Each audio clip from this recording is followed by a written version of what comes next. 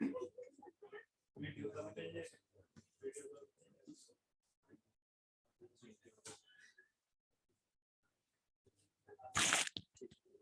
नहीं कोई नहीं।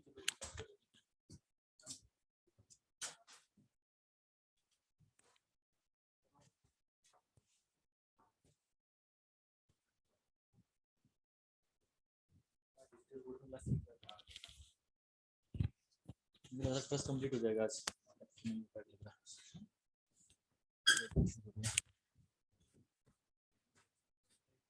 क्वेश्चन बना कैसे है जीरो? हिंज जॉइंट तो है नहीं, दोनों हिंज है। हाँ हाँ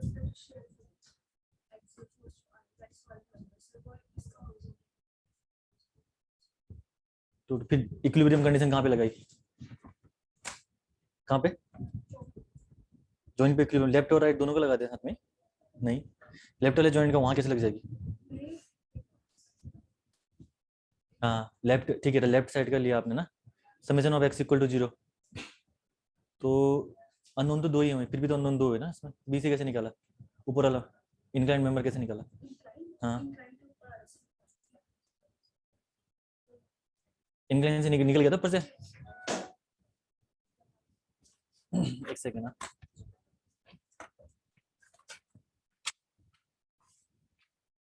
ये क्वेश्चन है आपका, इंक्लाइन आपने ऊपर कैसे निकाला? डिस्टेंस तो दी नहीं है, एंगल अच्छा वो लगा के आपने साइन रूल लगा के निकाल दिया। अच्छा हाँ गुड, ये भी सही कर रखा है वैसे, लेकिन एक जस्ट कॉन्सेप्ट है यहाँ पे, ठीक है, उसके बिना आपको ये करने की जरूरत नहीं पड़ती। नहीं तो ठीक है, आपने दिमाग लगाया, अच्छा किया। ये भी साइन रूल लगा के, आपने क्या करा, साइन रूल नहीं लगाया, ओनली जॉइंट वाला यूज किया। सिमेट्रिकल सेक्शन है तो लेफ्ट और राइट में आपका फोर्स इक्वल होगा, ये वाला कंसेप्ट लगाया आपने। हाँ एंगल भी सेम दिया हुआ है, तो ये भी लगा सकते हो आप, है ना, तो ये करके भी निकाल सकते हो आप। या तो देखो सिंपल सा एक रूल होता है, एक कंसेप्ट है, कभी भी ध्यान रखना कि अगर कोई भी, जैसे ये जॉइंट था ना आपका, अरे क्वेश्चन तो कराना ही पड़ेगा ना, सबका नहीं बना होगा। क्वेश्चन आपका देखिए,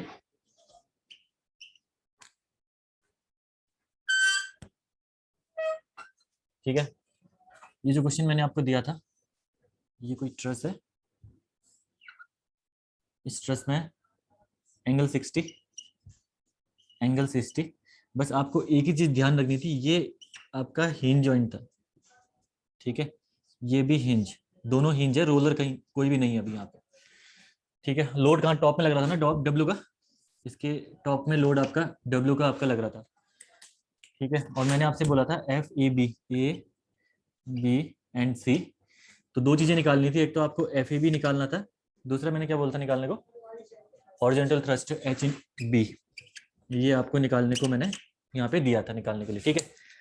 तो ध्यान रखना कभी भी, ठीक है, कभी भी अगर एक कॉन्सेप्ट, ठीक है आपने बहुत अच्छे कॉन्सेप्ट से निकाला हो, मैं सोच रहा था कि शायद ना निकाल, लेकिन सही है, मतलब यहाँ पे साइन रूल लगाओ जो पहला वाला क्वेश्चन कर रखा है, या क्योंकि स्ट्रक्चर आपका सिमेट्रिकल है अबाउट द लोड, ठीक है, आप देख पा रहे होंगे स्ट्रक्चर सिमेट्रिकल है, तो लेफ्ट और राइट का जो फोर्सेज होंगे वो मेंबर के इक्वल होंगे, तो summation of y equal to 0 अगर आप सी पे लगाओगे तो ये फोर्सेस ए सी और बी सी निकल जाएगा, अगर ए सी और बी सी में से एक निकल गया तो आप उसको रिजोल्व करके ये हॉरिजॉन्टल मेंबर का फोर्स निकाल सकते हो, साथ में हॉरिजॉन्टल थ्रस्ट भी निकाल सकते हो, तो ये थोड़ा सा लॉन्ग बढ़ जाएगा, लेकिन ठीक है आंसर आ जाएगा इससे भी आपका, ठीक है, बहुत बढ़िया, ये अच्छा किया आपने।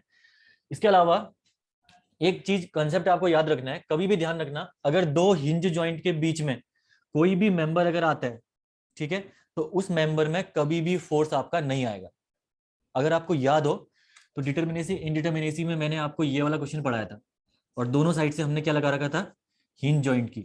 ये स्ट्रक्चर तब भी स्टेबल था, क्यों, किस वजह से, एक हॉरिजॉन्टल रिएक्शन जो एक्स्ट्रा आई यहाँ पे, उस हॉरिजॉन्टल रिएक्शन की वजह से ये स्ट्रक्चर आपका तब भी स्टेबल था।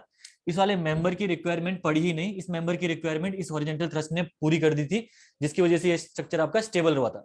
ये चीज आपने पढ़ी थी उस दिन, ठीक है। सिमिलर वे ध्यान रखना पॉइंट कि हिंज जो जॉइंट है, हिंज जो आपके सपोर्ट है, उसके बीच में मेंबर अगर आ गया तो न तो मेंबर में कॉन्ट्रेक्शन आएगा, न तो मेंबर में एक्सपेंशन आएगा। जो भी हॉरिजॉन्टल थ्रस्ट आएगा, जो हॉरिजॉन्टल लोड आएगा, वो कौन कैरी करेगा आपका, ये कैरी करेगा आपका मेंबर ओनली, ठीक है। तो इंक्लाइंड मेंबर से जो भी हॉरिजॉन्टल थ्रस्ट आया, वो हॉरिजॉन्टल थ्रस्ट आपका सिर्फ और सिर्फ ये सपोर्ट कैरी करेगा, ठीक है। Due to the rigidity of this joint, इस मेंबर में कोई भी इसका इफेक्ट नहीं पड़ेगा। तो डायरेक्टली आप बोल सकते हो, आपने निकाल के भी चेक कर लिया उसको, टॉप से करके आपने निकाल के भी चेक कर लिया, तो इसमें आपने इसका फोर्स आपको पहले ही खुद ही जीरो एज्यूम कर लेना है। अब कहीं पे भी अगर एग्जाम में क्वेश्चन आता है ऐसा, अगर ऐसी रिक्वायरमेंट कहीं पे पड़ती है, तो दो हिंज जॉइंट के बीच में आपको डायरेक्टली जो जॉइंट है ऐसे निकालने की जरूरत नहीं पड़ेगी आपको, टॉप से सीधे जीरो रख लीजिए आप लोग। ठीक है, तो अब तो ईजी है क्वेश्चन है। अगर ये जीरो पता चल गया, नहीं तो थोड़ा डिफिकल्ट पड़ रहा था, जैसे आपने निकाला कि टॉप से निकालो फिर यहाँ नीचे आओ फिर पूरा करो, तो काम बड़ा हो रहा था। लेकिन अब हमारा क्वेश्चन काफी ईजी हो गया है। ठीक है, अब देखिए हमें निकालना क्या है, एफ ए बी अब आपका जीरो हो गया। ठीक है, F A B equal to zero, पहला आपका F A B equal to zero because member between two hinge support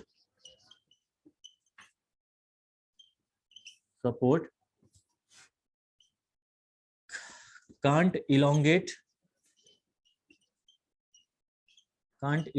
or contract, so force in member AB equal to that is zero। ठीक है, ये आपका हो गया पॉइंट आपका इसका पहले वाले का। ठीक है, एफ ए बी, अब एफ ए बी जीरो निकल गया, आपको हॉरिजॉन्टल थ्रस्ट यहाँ पे निकालना है। Let us consider horizontal thrust की जो डायरेक्शन है, वो डायरेक्शन आप एज्यूम कर लीजिए अभी, ये वाली डायरेक्शन, ये डायरेक्शन आप एज्यूम कर लीजिए एच ए की। ठीक है, सिमेट्रिकल है स्ट्रक्चर, तो यहाँ पे आपका जो सपोर्ट डायरेक्शन है इजी निकल जाएगी W/2। सिमिलर वे यहाँ पे भी W/2। ठीक है, ये तो इजी निकल जाएगा। अब क्या करना है आपको, यहाँ पे एफ बी सी निकालना है इसके बाद। ठीक है, तो एफ ए बी, ठीक है, एफ बी सी यहाँ पे आपको निकालना है। तो एफ बी सी निकालने के लिए सिंपल सी बात है, यहाँ पे क्या कर दिए, summation of y equal to zero at joint B.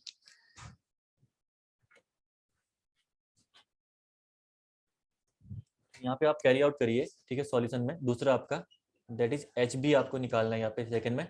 इसके लिए सबसे पहले summation of y at B equal to zero करिए। जब summation of y at B equal to zero करेंगे, तो दो ही फोर्सेस हैं वाई वाले, एक तो ये अपवर्ड और एक इंक्लाइन मेंबर की वजह से, जो कि आप कंसीडर कर लीजिए डाउनवर्ड। ठीक है, कोई दिक्कत नहीं, यहाँ पे आप डाउनवर्ड कंसीडर कर लीजिए। तो ये हो गया जाएगा आपका W/2, upward positive and downward आपका नेगेटिव कंसीडर करना। ठीक है, जब upward positive downward negative consider करेंगे, तो अपवर्ड आपका W/2, डाउनवर्ड आपका F B C that is sine 60। ठीक है, तो ये जाएगा आपका minus F B C sine 60 equal to zero. तो यहां से आपका एफ बी सी की वैल्यू निकल के आ जाएगी, और ये एफ बी सी की वैल्यू साइन 60 कितना होता है आपका, √3/2। तो ये टोटल कितना आ गया निकल के आपका, W/√3। ठीक है, ये निकल के आ गया आपका W/√3। और इसका नेचर आपका कॉम्प्रेसिव भी है, जो आपने यहाँ पे एज्यूम करा वो डायरेक्शन सही है, क्योंकि आंसर आपका पॉजिटिव आया है। ठीक है, ये हो गया एफबीसी। एफबीसी आपका अगर निकल गया, तो एफएबी भी यही, एफ एसी भी यही रहने वाला है अगर निकालोगे तो आप। ठीक है, सेम रहने वाला है एफएसी। इसके बाद आपको हॉरिजॉन्टल थ्रस्ट निकालना है यहाँ पे। अब देखो, मेथड ऑफ जॉइंट अप्लाई कर सकते हो, क्योंकि ये मेंबर आपका जीरो हो गया, सिर्फ एक अननोन हॉरिजॉन्टल ये है, और सॉरी एक नोन हॉरिजॉन्टल ये है और एक अननोन ये है, तो यहाँ पे आप ये अप्लाई कर सकते हो। तो at joint B summation of X about B equal to zero, दूसरा आप अप्लाई करिए summation of X about B equal to zero. तो this force will be positive and that will be negative. ठीक है, एक पॉजिटिव एक negative आपको consider करना है। तो यहाँ पे आप क्या करिए, डायरेक्शन अगर की मैं बात करूँ, तो मैंने ऑलरेडी ले ली डायरेक्शन इसकी वाली, अगर आंसर अपोजिट डायरेक्शन में आएगा तो नेगेटिव आ जाएगा। ठीक है, तो पॉजिटिव डायरेक्शन पे देखिए ये फोर्स आपका एफ बी सी। ठीक है, तो एफ बी सी जिसकी वैल्यू हमें पता है, तो उसको लिखने की रिक्वायरमेंट तो है नहीं, सीधे मैं कर देता हूँ W/√3 कॉस 60। अब एक्स के अबाउट ले रहे हो, ठीक है, उसी के अबाउट एंगल भी है, minus H A equal to zero. तो ये कॉस 60 होता है आपका 1/2 W/2√3। तो ये एच ए या H B, horizontal thrust B होगा ना, ये एच ए क्यों कर दिया मैंने, एच बी। ठीक है, that will be H B equal to W/2√3 is the answer. Compressive इसका नेचर है। ये था इसका आंसर इस क्वेश्चन का। ठीक है, बाकी जिन्होंने आपने कर रखा है ये भी सही है, बहुत बढ़िया, उससे भी आपने अच्छा करा क्वेश्चन।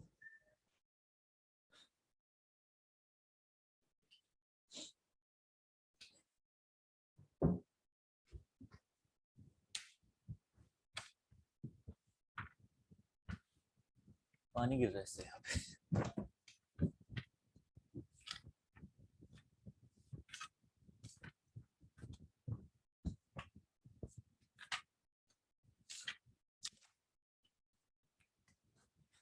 सबका हो गया क्या?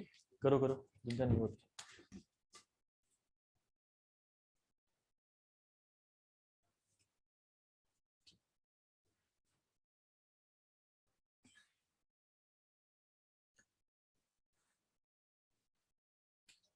तो कल आपने क्या डिस्कस किया था? पहला आपने एप्लीकेशन डिस्कस करी थी, जो एप्लीकेशन थी कि किसी भी जॉइंट पे वर्टिकल डिस्प्लेसमेंट या हॉरिजॉन्टल जो भी डिस्प्लेसमेंट आपको निकालना है वो निकालना है। उसके लिए प्रोसीजर आपने पढ़ा।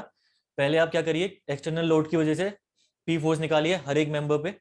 उसके बाद जिस मेंबर पे डिफ्लेक्शन निकालना है आपको वहां पे यूनिट लोड लगाइए। उसके बाद और अगेन आप क्या करिए, पी फोर्स निकालिए। ठीक है, पी फोर्स नहीं, फिर के फोर्स हो, के फोर्स निकालिए। उसके बाद summation of P K L upon A. ठीक है, ये आपका करना था प्रोसीजर, ये आपने एक पढ़ लिया प्रोसीजर। ठीक है, अब नेक्स्ट भी प्रोसीजर आपका सेम है, जिसमें एप्लीकेशन 2 आपको करनी है। एप्लीकेशन 2 में आपको निकालना है to find the relative displacement. ठीक है, इसको कर लो पहले।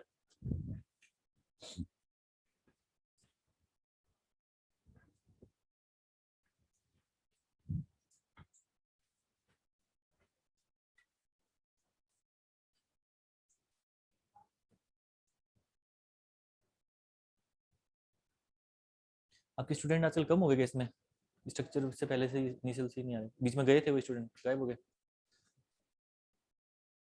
हाँ, दिवाली के बाद आ ही नहीं गया घर गए तो घर का माहौल शूट कर गया उन्हें। बढ़े आगे, चलो ठीक है। ठीक है, आजकल तो रिकॉर्डिंग भी जा रही है आप लोगों के लिए, आती है ना रिकॉर्डिंग, डेली अपलोड हो रही है ना, तो बढ़िया है। हटा दो उसे। तो इजी सा ये क्वेश्चन था, अच्छा क्वेश्चन है, मतलब काफी अच्छा क्वेश्चन है, इसको सॉल्व कर लिया आपने। नेक्स्ट उसके बाद हेडिंग डालिएगा।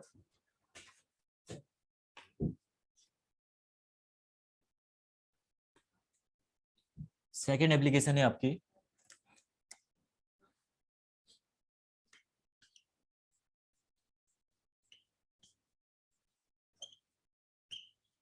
and that second application will be to find the relative displacement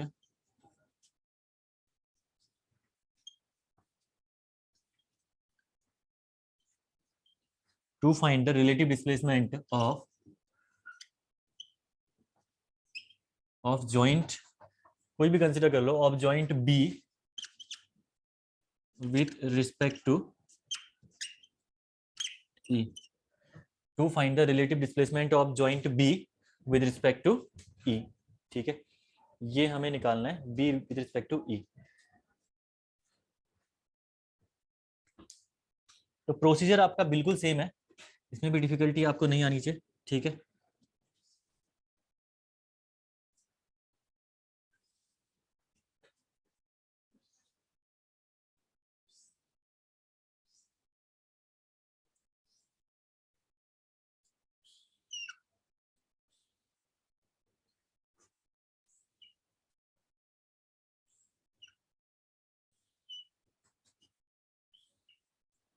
ठीक है, ये कोई ट्रस है। इस ट्रस में अगर मैं बात करूं सपोर्ट, तो ये सपोर्ट आपका हो गया हिंज सपोर्ट। ये वाला सपोर्ट मैं कंसीडर कर रहा हूँ, that is the roller support. ठीक है, A B C D E F G. तो क्या करना है हमें, to find the relative displacement of joint B with respect to E. यहाँ पे भी एक मेंबर है जिसको मैं डॉट डॉट से शो कर रहा हूँ, जिसमें आपको निकालना है। ठीक है, बाकी सारे मेंबर मैंने यहाँ पे शो कर लिए हैं, इस मेंबर पे मैं आपको डैश डैश से शो करना है। ये भी मेंबर है, ठीक है, एक्चुअल में मेंबर है, लेकिन डॉट डॉट इसलिए कर रखा है क्योंकि इस मेंबर पे हमारा काम करना है। ठीक है, सेम प्रोसीजर है। कोई लोड अगर लेट अस कंसीडर यहाँ पे सी पे अप्लाई हो रहा है आपका, कोई लोड अगर सी पे अप्लाई कर रखा है आपने, that is of W magnitude. W magnitude का अगर आपने यहाँ पे कोई लोड अप्लाई कर रखा है, तो इस डब्ल्यू मैग्नीट्यूड की वजह से, ठीक है, सबसे पहला काम वही करना है आपको। प्रोसीजर सेम है कि सारे मेंबर में अपने फोर्सेस कैलकुलेट करने हैं। ठीक है, जैसे इस मेंबर पे आपने निकाल लिया P1 जो कल आपने किया था, ठीक है, वही चीज करनी है आपको। P2 direction imaginary, P3 P4 P5 P6 P7 P8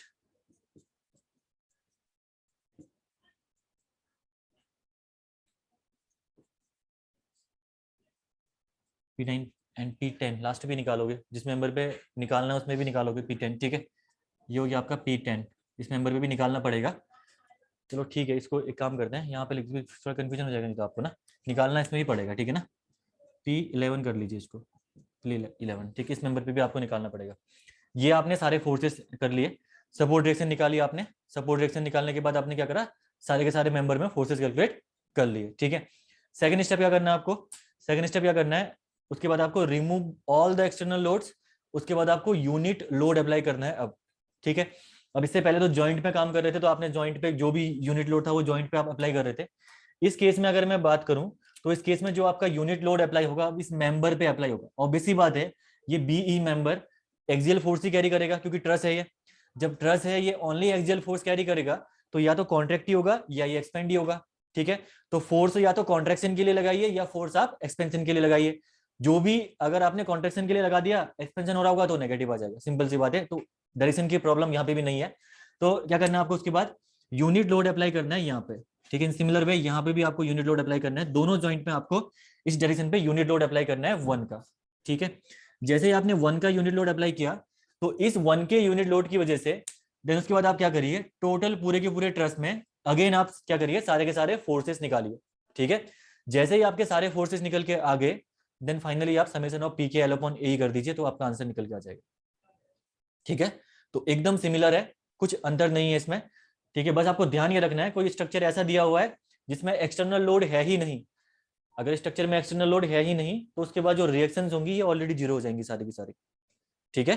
तो ये फिर क्वेश्चन आपको और इजी हो जाएगा, क्योंकि किसी मेंबर में अगर फोर्स अगर आपका जीरो हो गया, तो ऑब्वियसली बात है के भी उस मेंबर में जीरो होगा, तो फिर आपकी कैलकुलेशन ऑलरेडी घट जाएंगे उसके बाद, ठीक है। तो इजी क्वेश्चन बनेंगे आपके ये इसका प्रोसीजर है, to find the relative displacement of joint B with respect to E. किसी भी जॉइंट का निकालना हो, चाहे आपका ये जॉइंट हो चाहे जी एफ का जॉइंट हो, आपको प्रोसीजर सेम फॉलो करना है, ठीक है। तो इसको करिए, उसके बाद इसकी थ्योरी लिखिए।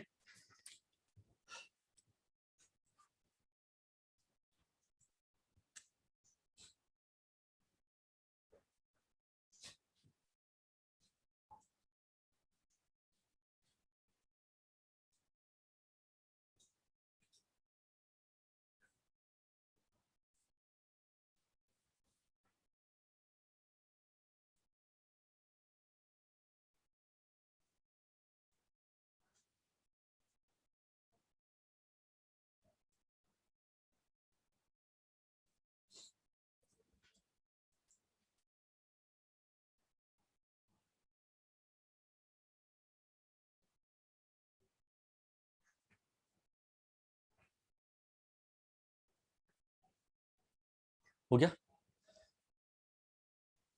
लिखो लिखो।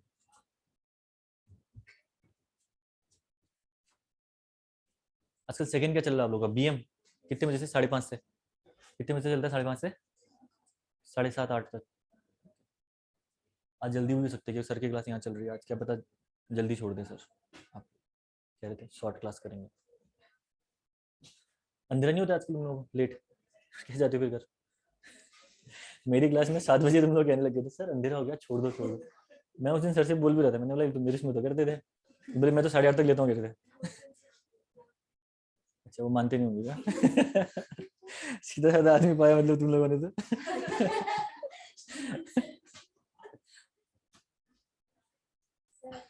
उसका उसका रिकॉर्डिंग होता है, तो बाकी लोग उसका कहाँ से कर रहे हैं, और लोग उसका वो नहीं हो रहा, गौरव का ना उनका। हो गया ना ये, चलो ठीक है, इसका लिखिएगा इसमें, जरा लिखिए इसमें।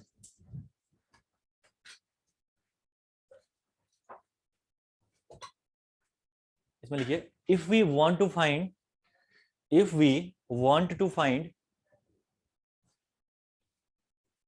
a relative displacement, if we want to find a relative displacement, a relative displacement of two joint B and E, of two joints B and E,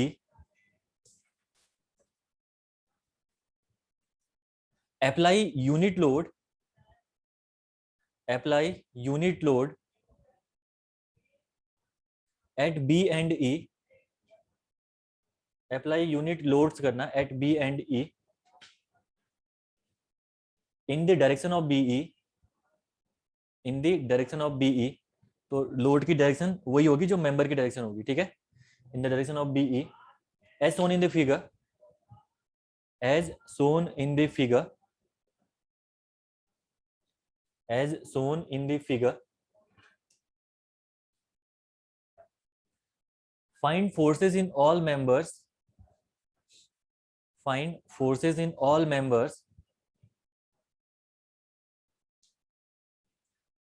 find forces in all members due to these two unit loads, due to these two unit loads, bracket में लिखना k values, bracket close, then relative displacement of, then relative displacement of joint B, relative displacement of joint B with respect to joint E, with respect to लिखा जाए B and E लिखना चाहिए, तो ठीक है, relative displacement of joint B with respect to E, delta BE equal to summation of PKL upon A, ये इसका procedure है फाइंड आउट करने का, ठीक है। अब यहाँ पे स्टेप्स नहीं लिखा रहा हूँ मैं, वही चीजें हैं जो अब मैंने करा रखी हैं, बस स्टेप में आपका चेंज, सेकंड वाला पॉइंट चेंज हो जाएगा। वहां पे आपने क्या करा था, जो डिफ्लेक्शन जहाँ पे आप कैलकुलेट कर रहे थे उसी डायरेक्शन पे आप पॉइंट लोड लगा रहे थे, ठीक है। यहाँ पे जिस मेंबर पे डिफ्लेक्शन निकाल रहे हो उस मेंबर की डायरेक्शन पे आपको पॉइंट लोड लगाना है, ठीक है। तो ये हो गया आपका delta B equal to P K L upon A. यहाँ पे पी इक्वल टू तो आपने लिखा ही हुआ है, ठीक है, P1 P2 P3 are the forces due to member, forces due to external loads W1 W2 and W3 same ही है। यहाँ पे K इक्वल टू लिखिएगा, where K equal to K1 K2 K1 K2 K3 etc, K3 etc, forces in all members, forces in all members due to unit load applied, due to unit load applied at B and E, due to unit load applied at B and E, ठीक है। ये होगी इसकी second application. इसके बाद final आपकी third application है इसकी,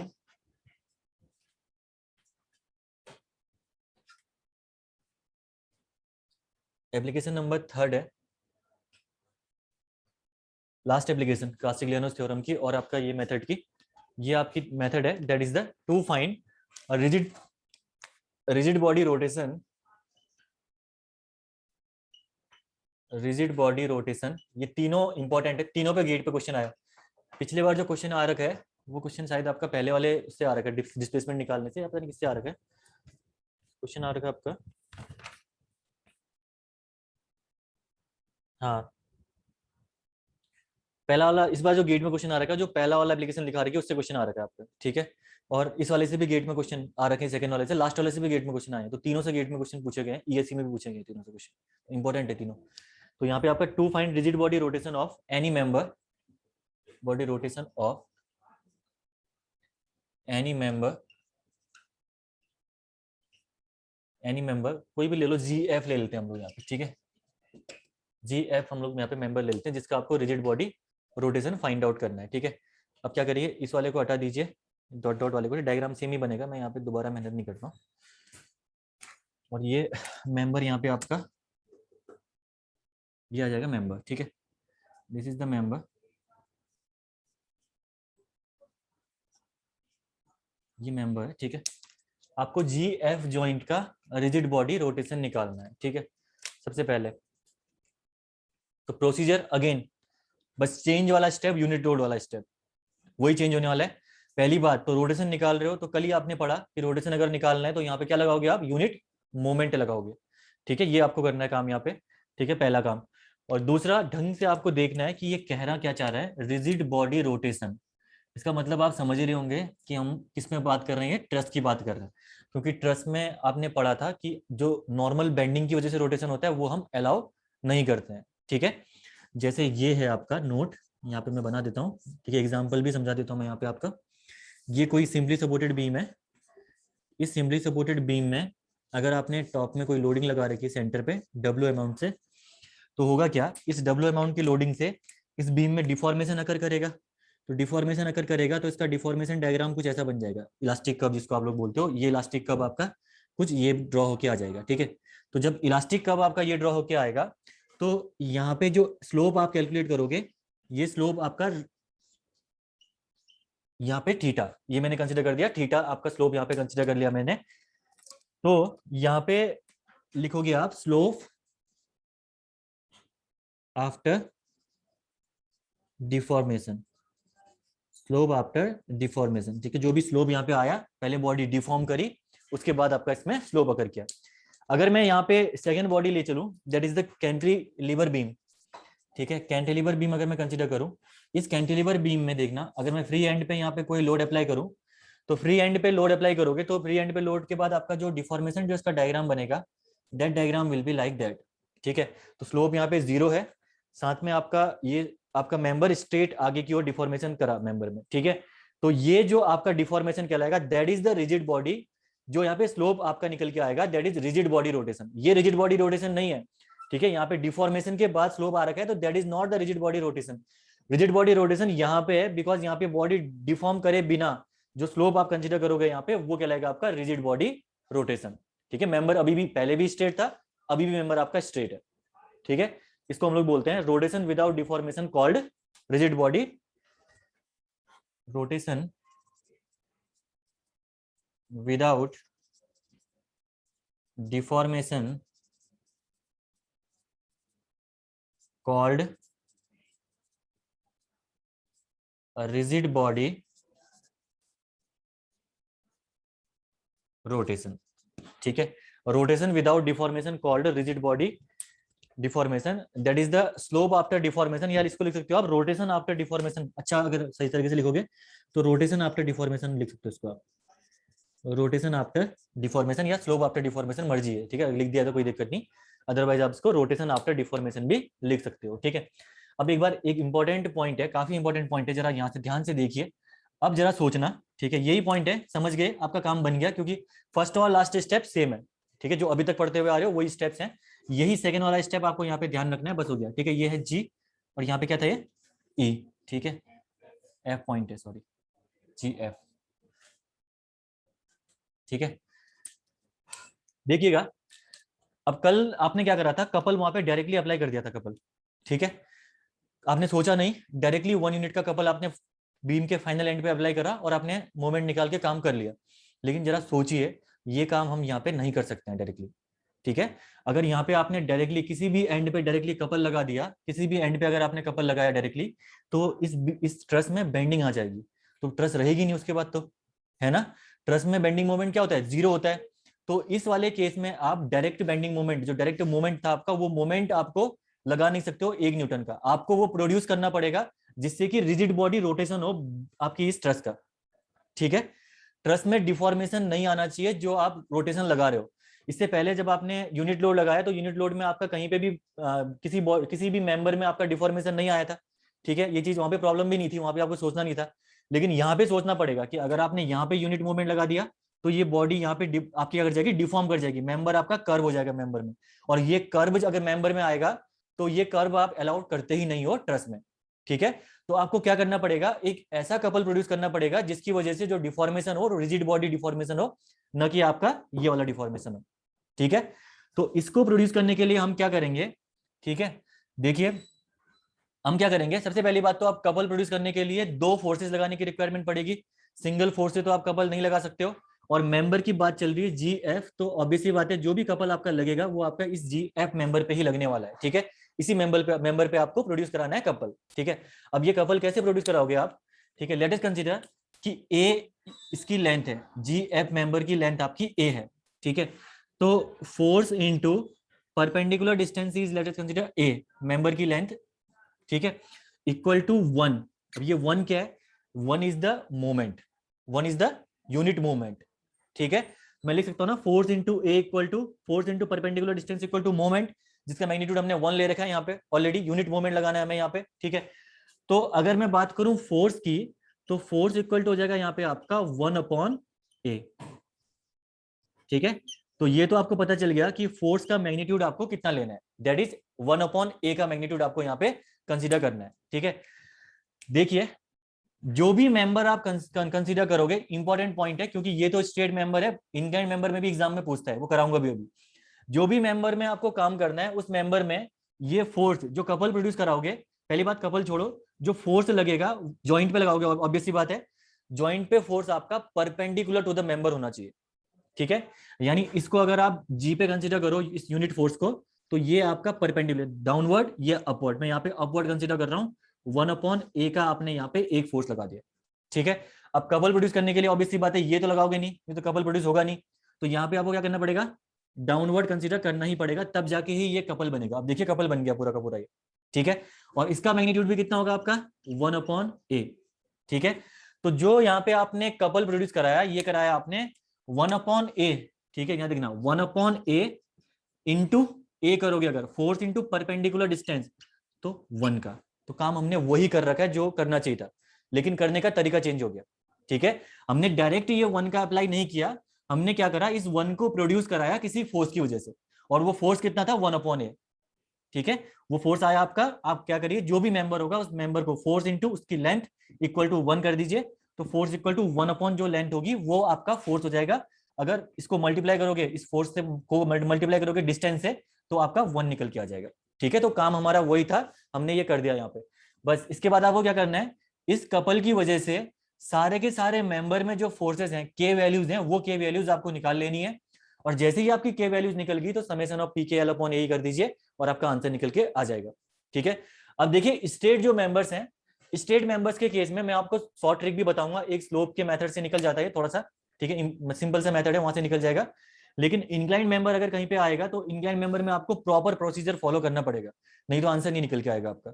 ठीक है, तो प्रोसीजर ध्यान ये रखना है कि पहले ये फोर्स इंटू ए कितना लगाना है फोर्स वो पता होना चाहिए, दूसरा उसकी डायरेक्शन इंपॉर्टेंट है, direction always perpendicular to the member, direction आपने परपेंडिकुलर मेंबर के रख दी, उसके बाद आप के वैल्यूज कैलकुलेट करोगे।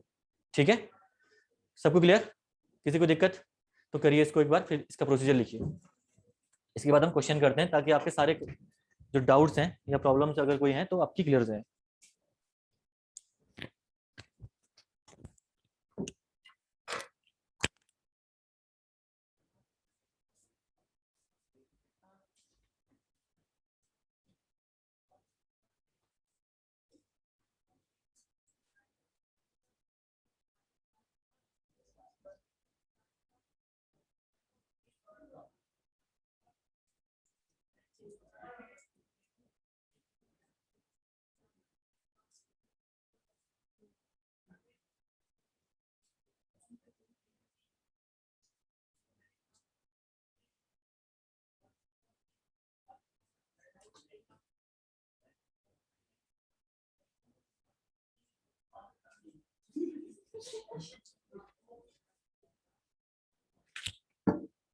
सुन लिया होगा तुमने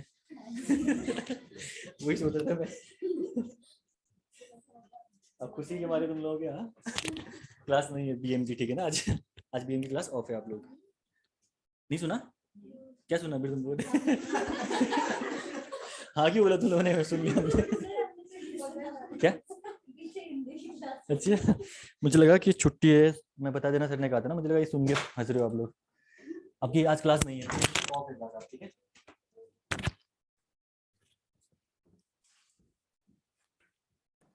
हिंदी हिंदी सुन के हंस रहे हो, सर राजस्थान के है ना, उनका एक्सेंट तो वही है, राजस्थान के हैं सर, तो एक्सेंट उनका थोड़ा वही आता होगा कभी हाँ, पानी पकड़ा, गर्म पानी पियो ठंडा, आपका है पानी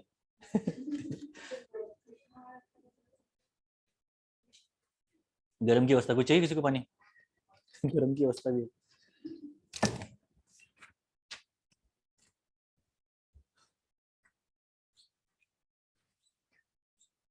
कर लिया ये सबने, इसके नीचे फिर प्रोसीजर लिखना है, ठीक है ना, प्रोसीजर इसका लिखिए।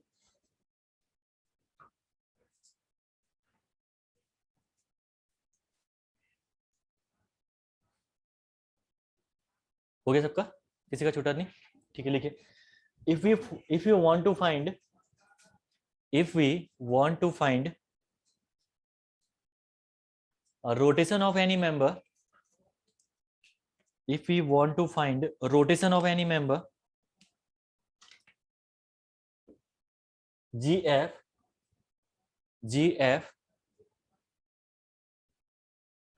apply unit couple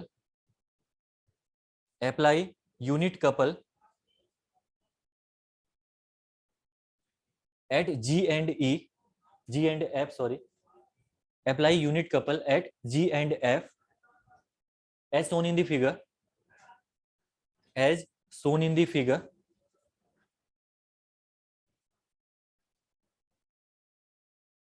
these two forces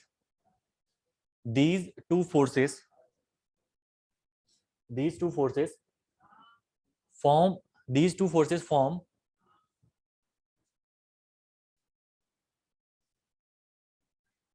ये अप्लाई यूनिट कपल की जगह यूनिट फोर्स होना चाहिए ना। To find the rotation of any member GF apply unit force at G and E होना चाहिए ना, उससे कपल प्रोड्यूस होगा ना। यूनिट, इसको यूनिट कपल नहीं होगा, फोर्स होगा। करना तो यही मैंने मिस्टेक कर रखी है। यूनिट फोर्स तो हाँ, यूनिट फोर्स भी नहीं, यूनिट फोर्स आपका यूनिट कपल ही लिखना पड़ेगा, यूनिट फोर्स भी तो नहीं हो सकता। ये 1/a है ना, तो मीटर इनवर्स इसकी यूनिट आ रही है, तो ऑब्वियसली बात है ये यूनिट फोर्स भी नहीं होगा, तो 1/a यूनिट कपल ही लिखना फिर इसको आप। काट दिया मैंने खुद ही काट दिया ठीक है, चलो लिखो इसको।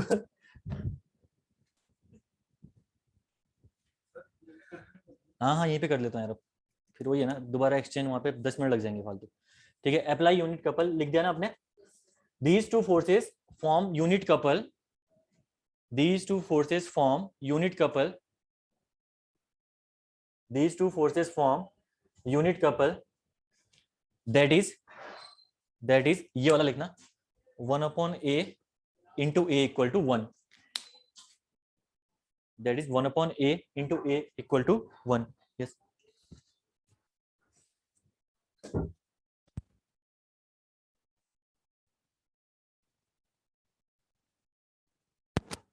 सबको भरोसा नहीं हो रहा। ठीक है, देन इसके बाद लिखिए find the forces in all the members. इसके बाद लिखिएगा आगे, find the forces in all the members,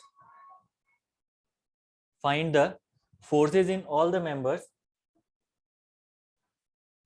due to these two loads, bracket में k वैल्यूज लिखना, these two loads, ब्रैकेट में k वैल्यूज, क्लोज करना bracket. then rotation of the member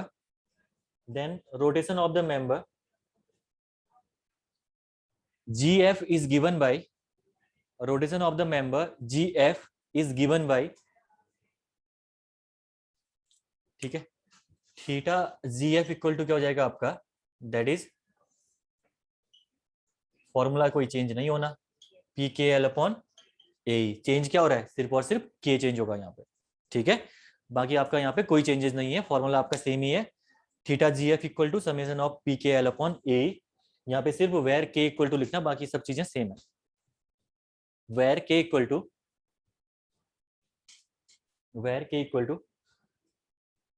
k1 k2 etc etc करना, etc forces in all members,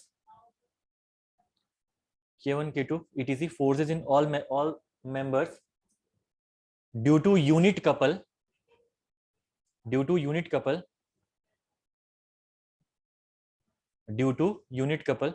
applied at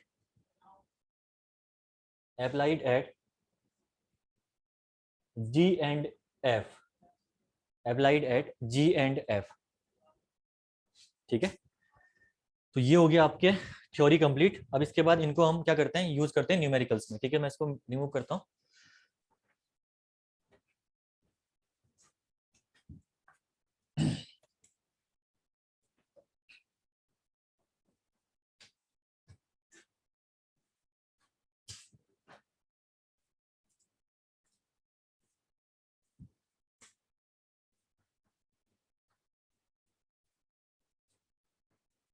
पहला वाला जो application है पहले उससे क्वेश्चन करते हैं। सबसे पहला सिंपल सा क्वेश्चन एक पकड़ते हैं, क्वेश्चन लेते हैं, ठीक है। ये वाला, ये क्वेश्चन मेरे नोट्स में पहले से था, आरपीएससी एएन के एग्जाम में सेम क्वेश्चन आपका मैंने वर्टिकल से कर रखा था ये सॉल्व, उन्होंने हॉरिजॉन्टल वर्टिकल दोनों का डिफ्लेक्शन पूछ लिया, 20 मार्क्स में क्वेश्चन आया था, कन्वेंशनल क्वेश्चन ना, सिंपल क्वेश्चन है, इजी सा क्वेश्चन है, ठीक है। तो ये आपका क्वेश्चन देखिए,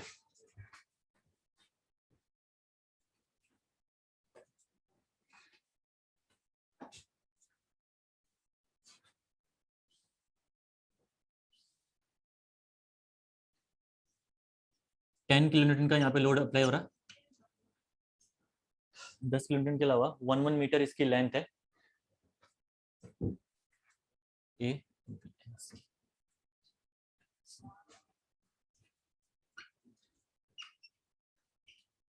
ठीक है। 1 मीटर ये लेंथ है, 1 मीटर ये लेंथ है, ठीक है। आपको निकालना है यहाँ पे find vertical deflection at B, find vertical, इसका हॉरिजॉन्टल डिफ्लेक्शन आपका असाइनमेंट हो जाएगा, ठीक है। आप निकाल के लाओगे इसका हॉरिजॉन्टल डिफ्लेक्शन कल, यहाँ पे मैं वर्टिकल डिफ्लेक्शन यहाँ पे करवा रहा हूँ इसका, vertical deflection at B, find vertical deflection at B, ठीक है। प्रॉपर प्रोसीजर फॉलो करना है हमें, जो चीजें हमने कर रखी हैं। सबसे पहला स्टेप आपको पी वैल्यूज निकालनी है, फिर के वैल्यूज निकालनी है और दोनों का समेशन कर देना है, ठीक है। बस यही काम है आपका यहाँ पे। तो सबसे पहले स्टेप 1 देखिए इसका, स्टेप 1 अगर हम बात करें यहाँ पे, तो स्टेप 1 में आप निकालोगे पी वैल्यूज, पी वैल्यूज, ठीक है। पी वैल्यूज निकालने के लिए, ठीक है, यही मेंबर है आपका, ये फोर्स है, ठीक है। इसके लिए आपका एंगल आपका हो जाएगा 45 डिग्री का, 1/1, ठीक है। 45 डिग्री का यहाँ पे एंगल हो जाएगा। तो एंगल जब आपका 45 डिग्री का हो जाएगा, दैट इज 45 डिग्री, तो आप इजीली निकाल सकते हो फोर्सेस, ठीक है। मेंबर पे कर लेते हैं इसका काम, बन जाएगा डायग्राम में दोबारा भी।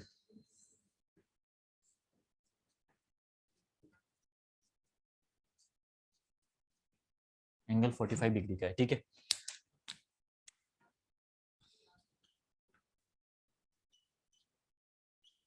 ए बी सी, सबसे पहला आप यहाँ पे देखो, अब अगर गेट में एग्जाम में जाओगे तो इतना रिक्वायरमेंट भी नहीं पड़ेगी, आप मुंह पे ही ये फोर्सेस निकाल सकते हो। अगर एंगल आपका सही आ गया, ये तो आप डायरेक्टली मुंह पे निकाल सकते हो, डायरेक्टली कितना निकल के आ रहा है ये, ठीक है ना, इजीली निकाल सकते हो ये चीजें। लेकिन चलो ठीक है, यहाँ पे हम करके बताते हैं आपको, ठीक है। दो फोर्सेज ही निकलेंगे मेंबर पे, ये तो सपोर्ट ही है, ठीक है, ये सपोर्ट है यहाँ पे, तो दो ही मेंबर यहाँ पे प्रेजेंट है, तो आपको ए बी और बी सी मेंबर में फोर्सेज निकालने हैं, ठीक है। तो जब पहला निकाल लीजिए आप यहाँ पे बी सी मेंबर पे, ठीक है। At joint B, at joint B summation of y equal to 0 करिए, ठीक है। Upward positive and downward negative ले लीजिए, और मैं यहाँ पे अपवर्ड इसको कंसीडर कर लेता हूँ, इस वाले फोर्स को, ठीक है। ये मैंने अपवर्ड ले लिया, कॉम्प्रेसिव नेचर का मैंने यहाँ पे कंसीडर कर लिया। तो बस यहाँ पे करिए 10 डाउनवर्ड नेगेटिव, अपवर्ड पॉजिटिव, ठीक है। F B C, F B C angle आपका साइन 45, ठीक है। हॉरिजॉन्टल के साथ एंगल है, वाई के रिस्पेक्ट में कर रहे हैं, तो इस जगह आपका साइन 45 इक्वल टू 0। तो F B C equal to आ जाएगा आपका 10√2 किलो न्यूटन का, जो आपने जो डायरेक्शन ले रखी है वो बिल्कुल सही है,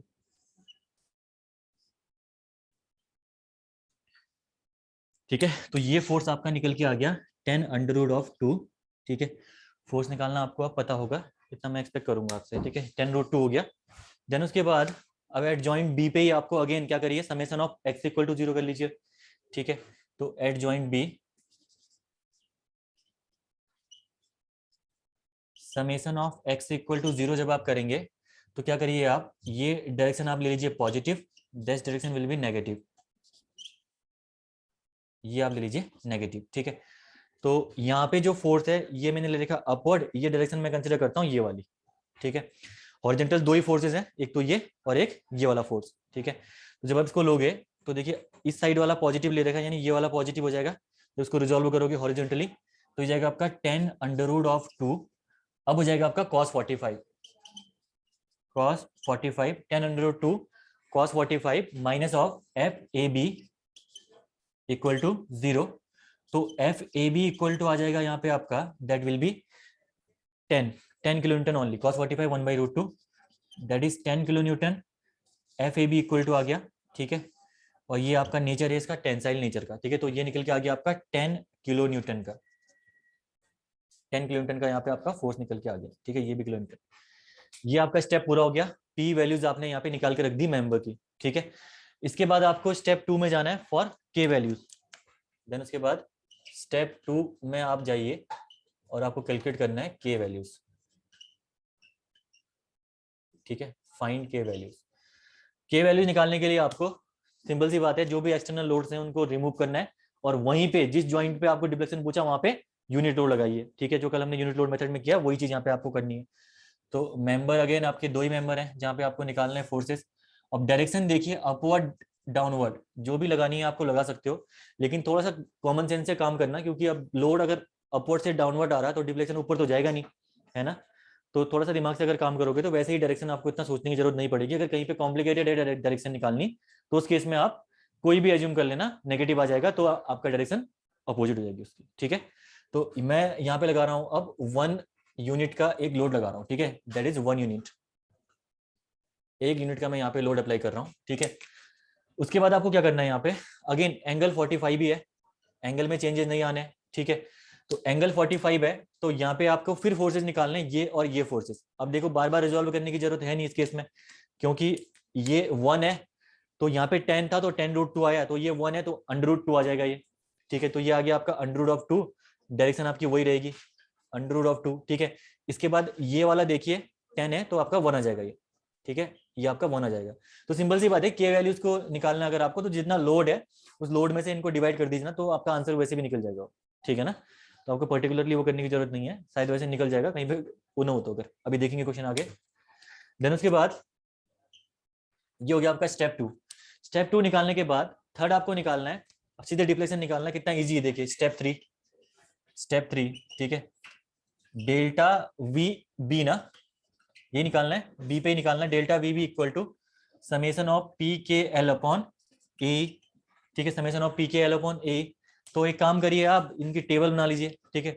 टेबल बनाने के लिए यहाँ पे क्या करिए, मेंबर रखिए यहाँ पे, ठीक है। हाँ, मेंबर के बाद यहाँ पे आप आ जाएगा पी के एल, और यहाँ पे डायरेक्शन आपको प्रॉपर मेंशन करनी है, टेंसाइल पॉजिटिव और कॉम्प्रेसिव नेगेटिव लेके चल रहा हूँ मैं, आप अपोजिट भी ले सकते हो, ठीक है। तो यहाँ पे डायरेक्शन में कंसीडर कर रहा हूँ पॉजिटिव टेंसाइल, नेगेटिव कॉम्प्रेसिव, ये मैंने डायरेक्शन कंसीडर कर ली। पी के एल अपॉन ए, पी के एल, उसके बाद आप यहाँ करिए P K L upon A, ठीक है। ये आपकी टेबल बन गई। इस टेबल में मेंबर सबसे पहला आप रखिए ए बी और दूसरा बी सी है आपका member, that member will be A B and member will be B C.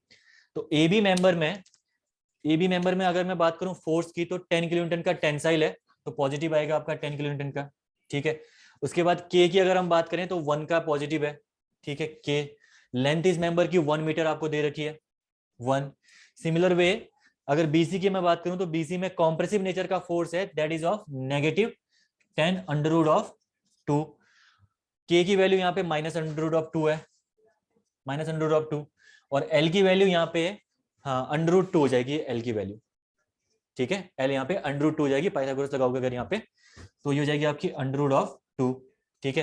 तो पी के एल अपॉन ए, अब ये जरा निकालना, पी के एल अपॉन ए में कितना आया आपका, ये निकाल के, पहले वाले में कितना आया ए बी वाले मेंबर के लिए, हाँ तो 10 अपॉन ए आ जाएगा सिंपल सा, यहाँ पे तो के एल 1 है, ठीक है। तो ये जगह 10 अपॉन ए, और सेकंड वाले में अगर आप मल्टीप्लाई करोगे इसको, पॉजिटिव में ही आएगी वैल्यू शायद, कितना 28.28 है, 28.28 अपॉन ए, ये आ गया आपका 28.28 अपॉन ए, जब आप इसको सॉल्व करोगे P K L upon A, ठीक है। इन तीनों को मल्टीप्लाई करना है बस। उसके बाद आपको करना क्या था, summation of P K L upon ए निकालना है, summation of P K L upon ए निकालना है। जब summation of P K L upon ए निकालोगे तो दोनों को समेशन कर दो इनका, जो जाएगा 38.28 अपॉन ए। पॉजिटिव आपकी इसकी वैल्यू आना, इसका मतलब क्या है, डायरेक्शन आपकी सही है जो आपने कंसीडर कर रखी है, ठीक है। ये आपका हो गया फाइनल आंसर इसका, 28/AE। ठीक है, यहाँ पे आप लिख सकते हो उसके बाद positive means assumed direction is, assumed direction of unit load is right. ठीक है, यहाँ पे लिख देता हूं मैं, positive means assumed direction of unit load is right। ठीक है, देखो कितना इजी क्वेश्चन था। थ्योरी में अगर किसी को दिक्कत जैसी लग रही होगी तो इतना इजी क्वेश्चन है। अब आप घर में जितने बड़े क्वेश्चन चाहें लगा सकते हो। अगर मैं हॉरिजॉन्टल की मैं बात करूं, जो आप निकाल के लाना मैं कह रहा हूं आपसे, उसके लिए आप यहाँ पे एक हॉरिजॉन्टल लोड लगा देना बस। ठीक है, बाकी प्रोसीजर सेम है, बस यहाँ पे हॉरिजॉन्टल लोड लगा देना, या तो अप, या तो आप टुवर्ड्स द बी या अवे फ्रॉम बी, बाकी प्रोसीजर सेम है। ठीक है, तो कर लीजिए इसको जिसने नहीं कर रहा।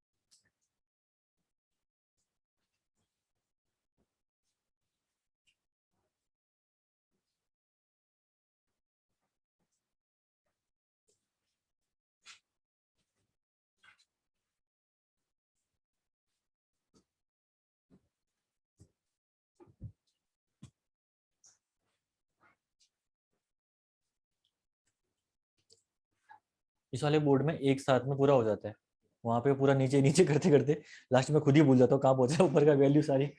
कैलकुलेशन करने में डिफिकल्टी पड़ती है ऐसे ना, एक तो आंखों में चमकता है तो प्रॉपरली कैलकुलेट भी नहीं हो पाती चीजें, अगर कैलकुलेट करोगे तो उल्टा ही निकाल दोगे कभी भी।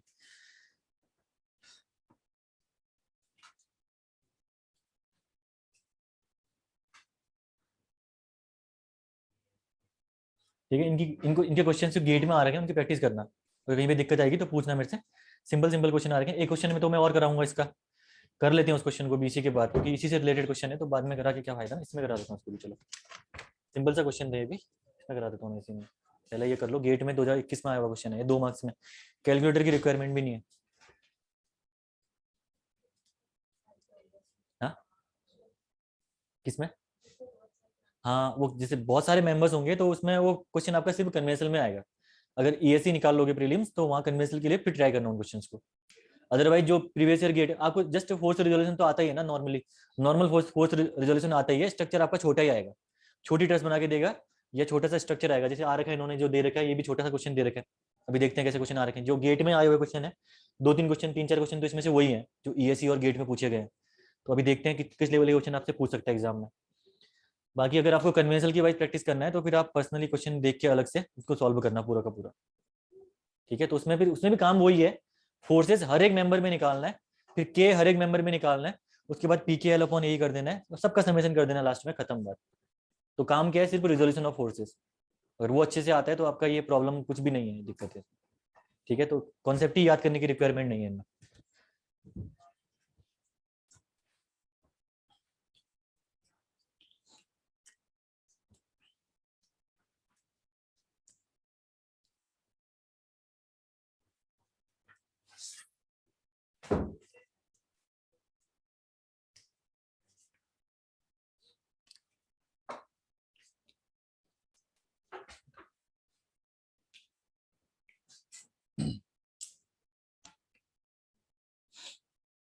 जिनको साथ साथ में लिखने में प्रॉब्लम होती है आप लिख ले, टाइम दे दूंगा लिखने के लिए, ठीक है ना। फटाफट लिखने की रिक्वायरमेंट नहीं है, जैसे लोग कर रहे हैं इनिशियल, इनको देख के खुद करने समझ में नहीं आएगा तो फंस जाओगे फिर, तो इससे अच्छा आराम से देख लिया करो जिनको भी प्रॉब्लम होती है, तो अगर नहीं होती तो कोई दिक्कत नहीं।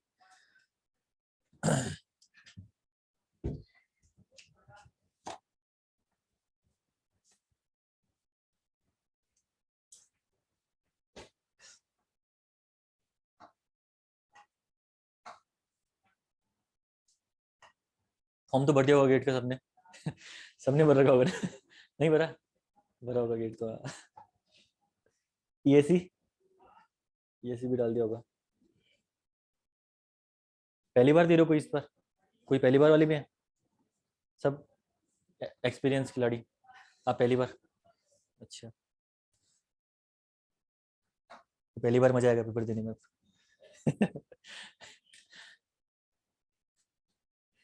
जिन्हें एक बार दिया होता तो कोई कोई डर जाते ना, पेपर इतना टफ आता है बोलते, तो किसी किसी को जाने का मन नहीं करता एग्जाम देने के लिए। पहला वाला बहुत उतावला होता है, मतलब ना जाओ देखिए आजकल तो पेपर अब गेट का तो थोड़ा इजी आने लग गया है, बनने लग जाते हैं क्वेश्चन पहले, देखो पहले 2014-15 उससे उसके आसपास के पेपर देखोगे ना, एक नंबर के क्वेश्चन भी सॉल्व नहीं होते थे उस टाइम पे।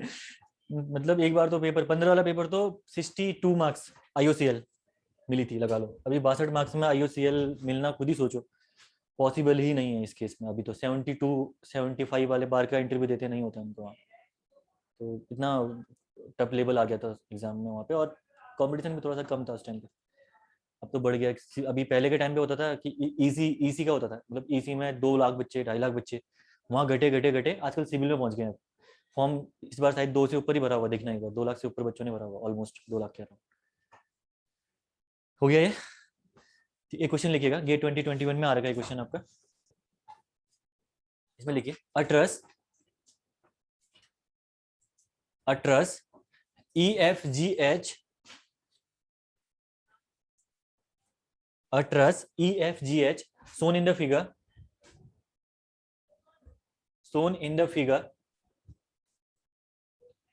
in which all the members have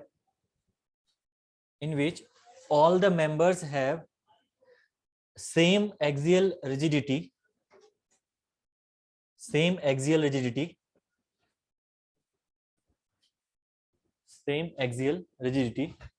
then full stop करके लिखिए, in the figure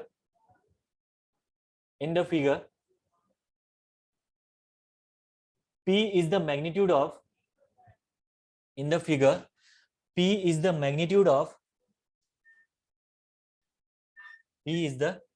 of external horizontal forces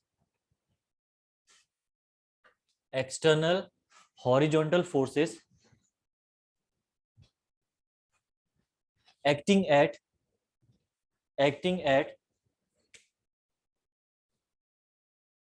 joint F and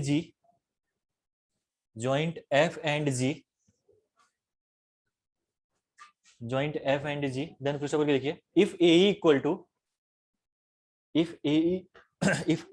to 500 into 10 raised to the power 3, 500 into 10 raised to the power 3 kilonewton, if AE equal to 500 into 10 raised to the power 3 kilonewton, comma P equal to 150 kilonewton, and L equal to 3 meter,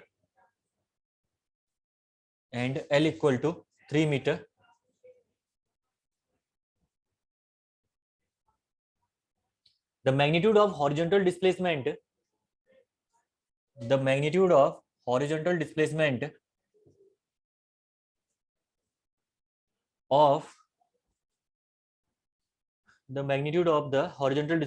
of joint G bracket में in mm round off to 1 decimal place, 1 decimal place में बताना आपको, ठीक है, round off to 1 decimal place, P EFGH, ठीक है, ये है आपका E, that is the F, that is G and that is H, ठीक है।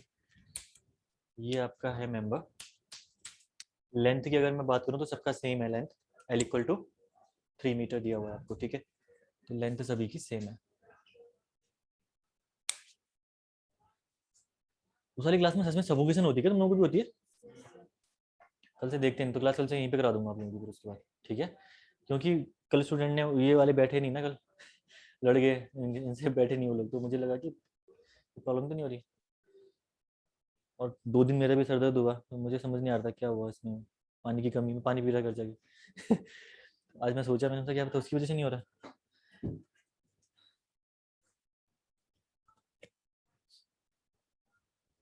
जरा इसमें निकालना हॉरिजॉन्टल फोर्स, ठीक है, देखो इजी सा क्वेश्चन है, इसमें बोला आपसे अ truss EFGH is shown in the figure in which all the members have the same axial rigidity. In the figure, P is the magnitude of external horizontal force acting at the joint F and G.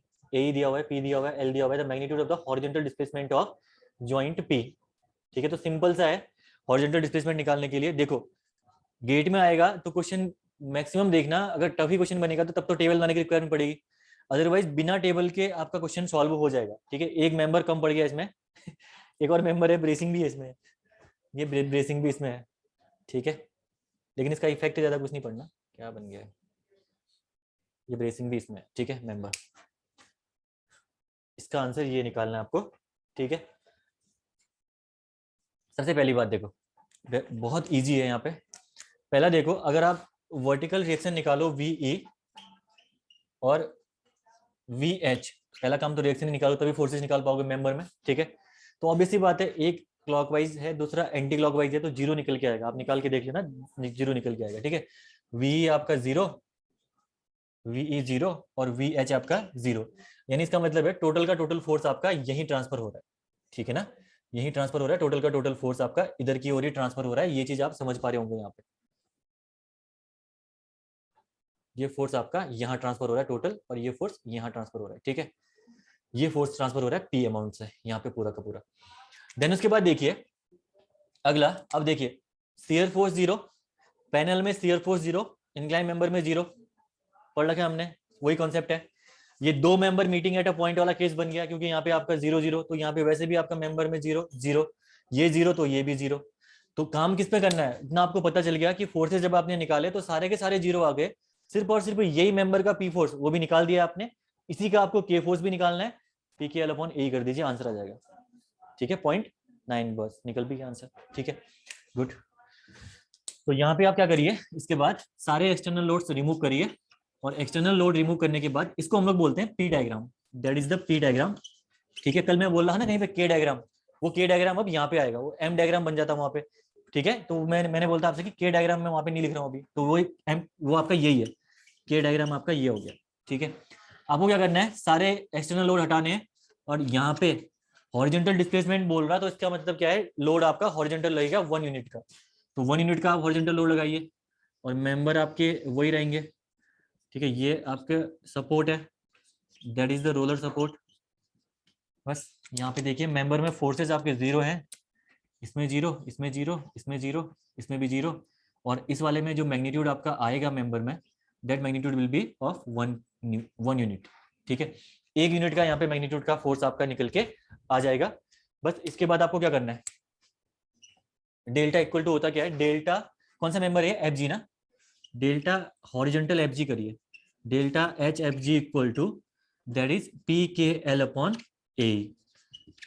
ठीक है, PKL/A, P की value कितनी है 150 ना, 150 into के आपका 1, 150 10⁻³ kilonewton, ए भी kilonewton में दिया हुआ है ना, तो कट जाएगा वो शायद। ठीक है, फिर 150 इंटू 1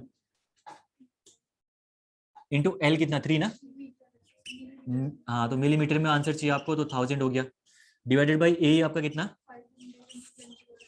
500, तो 10⁻³ वो कन्वर्ट कट गया वो किलोमीटर किलोमीटर। ठीक है ना, हाँ कट,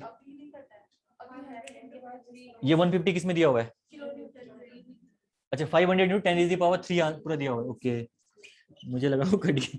ठीक है, 500 × 10⁻³ बस ये हो गया, ये कट गया यहाँ से 450/500, तो ये हो जाएगा आपका 45/50 यानी 0.9। ठीक है, ये हो जाएगा आपका 0.9 mm इज द आंसर। अब देखो यहाँ पे कैलकुलेटर की रिक्वायरमेंट ही कहाँ थी, 2 मार्क्स का क्वेश्चन गेट में आ रहा है इस बार, इजी है। तो ऐसे क्वेश्चन से आपके गेट में मिलेंगे भी प्रीवियस ईयर में सॉल्व करने के लिए आपको।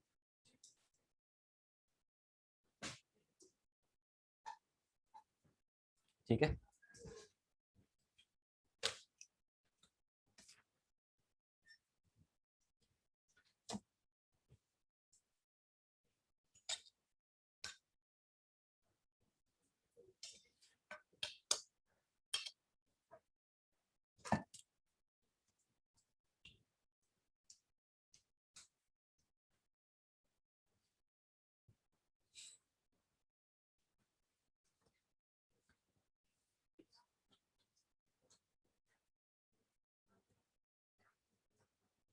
ठीक है, अब देखिए क्वेश्चन, अभी तो आपने अंडर द लोड आप काम कर रहे थे, लेकिन डिफ्लेक्शन आपका due to temperature variation, due to fabrication error, इनसे डिफ्लेक्शन अकर कर सकता है। ठीक है, जैसे नोट करके आप डालना, इसमें आपके क्वेश्चन किस हिसाब से पूछे जा सकते हैं, देखते हैं थोड़ा सा यहाँ पे हल्का सा इसका आइडिया देखते हैं।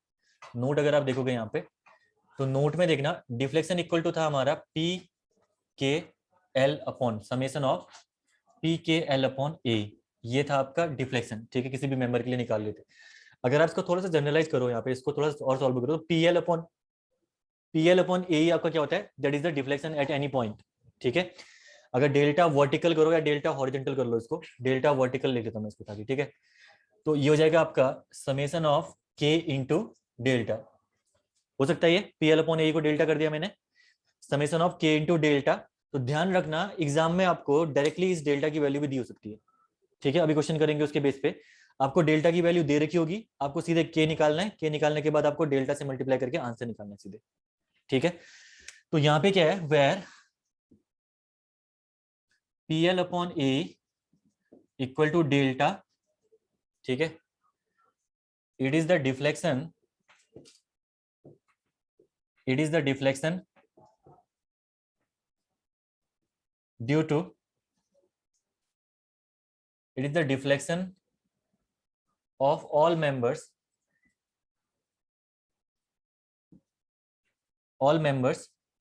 due to applied load, due to applied load. ये तो आपका अप्लाइड लोड की वजह से हो गया, जो आप काम कर रहे थे अभी तक यहाँ पे। ठीक है, पहला वाला पॉइंट ये वाला हो गया। ठीक है, इसके बाद देखिए deflection due to temperature change. अब यहाँ पे हो जाएगा आपका, अगर आपका टेम्परेचर चेंज हो रहा है, टेम्परेचर चेंज, ठीक है, तो टेम्परेचर चेंज के केस में अब आप इसको कैसे डील करोगे। टेम्परेचर चेंज के केस में, टेम्परेचर चेंज के केस में जो डेल्टा इक्वल टू कितना होता है आपका, ये डेल्टा की वैल्यू देखो, फॉर्मूला अब आपका क्या बन गया, फॉर्मूला बन गया डेल्टा वी इक्वल टू, ये फाइनल फॉर्मूला बन गया अगर आपको डायरेक्ट डिफ्लेक्शन दे रखा है तो। ठीक है, ये फॉर्मूला बन गया जहां पे डेल्टा जनरलाइज फॉर्म है। अब डेल्टा की डिफरेंट डिफरेंट वैल्यूज हो सकती हैं, एक तो हो गया आपका पी एल अपॉन ए। अगर टेम्परेचर चेंज है तो टेम्परेचर चेंज के केस में डेल्टा वर्टिकल या हॉरिजॉन्टल जो भी आपको निकालना है, तो फॉर्मूला तो सेम ही रहेगा, समेशन ऑफ के इंटू डेल्टा। ठीक है, लेकिन टेम्परेचर चेंज के लिए इतना आपको पता ही है कि डेल्टा इक्वल टू क्या होता है आपका, एल अल्फा डेल्टा टी, ये होता है आपका डिफ्लेक्शन का फॉर्मूला। ठीक है, पहले वाले केस में क्या था, P L upon A due to external load. अगर टेम्परेचर चेंज होगा तो ये हो जाएगा आपका L alpha into delta T, ये हो गया आपका टेम्परेचर।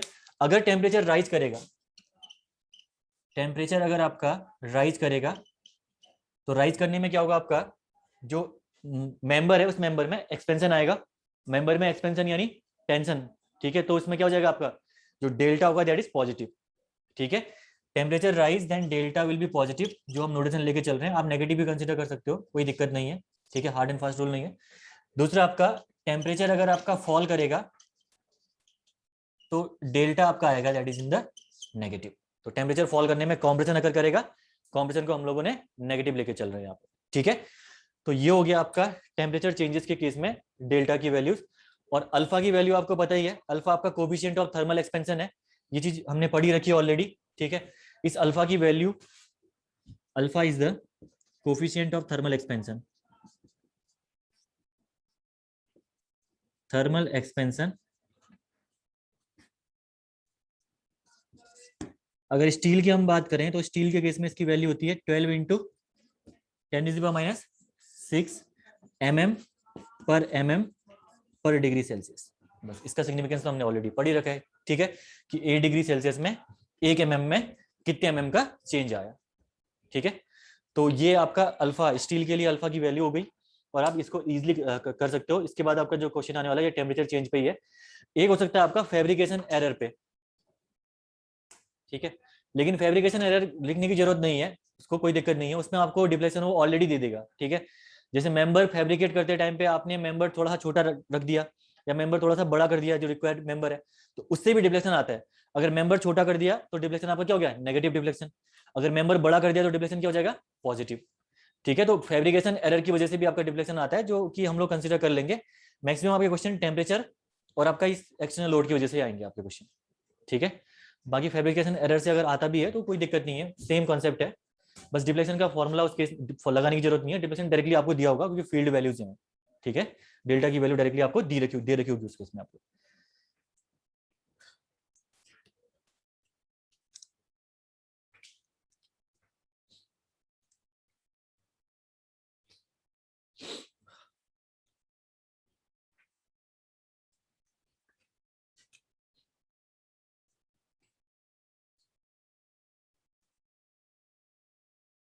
हो गया सबका?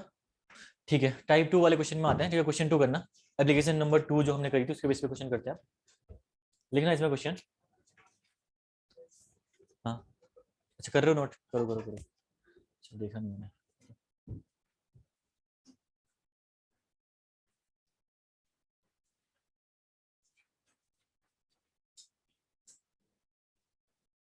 टफ लग रही है स्ट्रक्चर? टफ है? अभी तक तो इजी है। दिक्कत आ रही है इनमें? नहीं आनी चाहिए बिल्कुल भी। इजी है ना टॉपिक अभी तक तो। क्वेश्चन भी लगाना गेट 8 के प्रीवियस ईयर के लगाओगे तो उतना इफेक्टिविटी आएगी आपकी, ठीक है ना? जितना क्वेश्चन सॉल्व करोगे उतना स्ट्रक्चर देखो, एक क्वेश्चन सॉल्व करके जरूरी नहीं है अगला क्वेश्चन बन जाएगा। अब ये इतना इजी दे दिया इन्होंने यहाँ पे ट्रस्ट, इसी को ट्रस्ट मॉडिफाई करके कुछ एंगल इधर ऊपर नीचे कर देते या ट्रस्ट थोड़ी डिफिकल्ट बना देते, तो फोर्स ही कैलकुलेट नहीं कर पाते, फॉर्मूला पता होने के बाद भी आंसर नहीं निकाल पाओगे। ठीक है, तो उन्होंने क्वेश्चन बहुत अच्छे अच्छे उसमें दे भी रखे हैं। एक दो क्वेश्चन गेट के उसमें से कल हम सॉल्व करेंगे भी जो आ रखे हैं। अगर कोई अच्छा क्वेश्चन उसमें होगा तो उसमें से एक दो क्वेश्चन में सॉल्व करवा दूंगा, किस लेवल के क्वेश्चन वो पूछ सकता है। बाकी खुद भी आप लोग ट्राई करना क्वेश्चन, ठीक है ना? क्योंकि स्ट्रक्चर में अगर क्वेश्चन आएंगे तो एक तो ये ट्रस्ट वाली यूनिट हो गई,